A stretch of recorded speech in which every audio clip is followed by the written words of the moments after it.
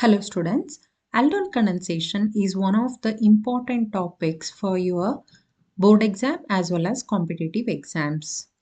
Here you will learn what type of molecules undergo aldol condensation and what is the reactivity of these molecules and how to write the mechanism and the structure of the product in one step. Let's learn all this step by step. So first let's start with the understanding what is aldol condensation. Welcome to OrganiChemVerse. So what is aldol condensation? Aldol condensation is a reaction of carbonyl compounds. Now what are carbonyl compounds? Aldehydes and ketones together are known as carbonyl compounds. Carboxylic acids, esters, nitriles, they will not undergo aldol condensation. So remember that. So aldehydes and ketones, not all of them, the one with the alpha hydrogens will undergo aldol condensation. What does that mean? Let's understand this with an example.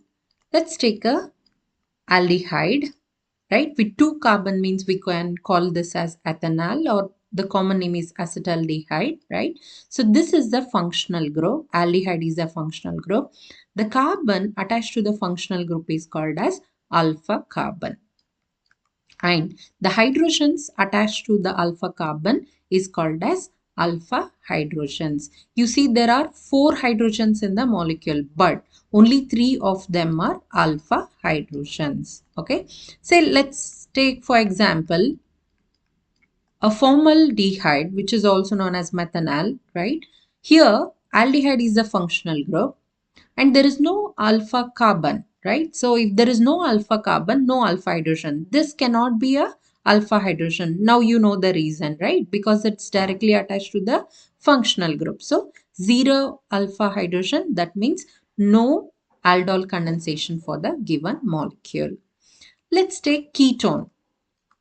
So what is ketone? Where the carbonyl group is planked between the alkyl groups, right? Like methyl or aryl groups, right? So here I'm going to take 2 methyl groups. So if this is a functional group, we have 2 alpha carbons. And how many alpha hydrogens? Together we have 6 alpha hydrogen. That means this molecule will undergo aldol condensation. So in aldol condensation, carbonyl compounds, that is aldehydes or ketones with alpha hydrogen, are going to react. So what they are going to form? They are going to form carbon-carbon, a brand new bond.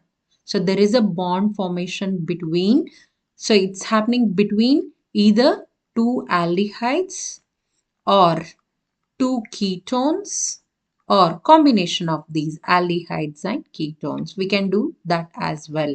So in aldol condensation, there is a brand new carbon-carbon bond formation between aldehydes or ketones or an aldehyde and ketone, and this takes place in basic medium like in presence of NaOH, KOH, etc. So let's write the reaction and understand this better. The aldol condensation can be written in 2 steps. The first step is always aldol addition followed by a condensation reaction or removal of water.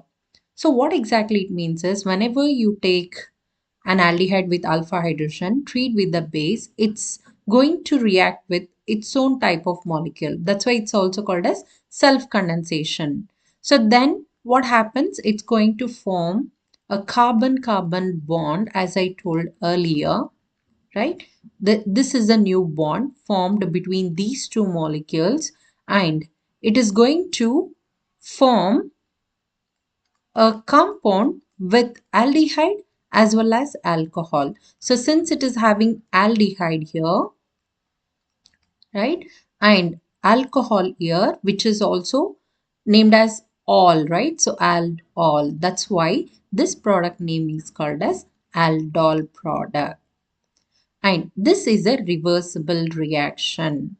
Since the product is not so stable, it usually reverts. So if you want to get this aldol product, you have to remove this out of the reaction mixture as and when the product is formed. Whenever it is treated with an acid, generally heating condition, this aldol will undergo dehydration. So where the dehydration will take place? Hydrogen from here, OH from here. So you are going to get a double bond. Since it's a dehydration, you are going to get unsaturated product like this. And what will be this product called as? Look at this. This is the aldehyde. This is the alpha carbon. This is the beta carbon. And there is a double bond between them. That's why we call this as alpha beta unsaturated aldehyde. So why this product is formed? Because it is forming a continuous conjugation. So what do you mean by continuous conjugation? Alternative double, single, double. So whenever we have such conjugation in the molecule is considered as stable. That is the reason why this molecule will undergo dehydration, or we also call this as condensation, to form alpha beta unsaturated aldehyde.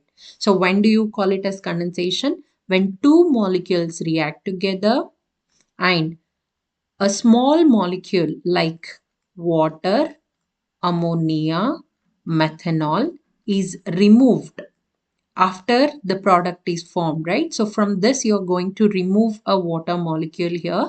So then we call it as a condensation reaction.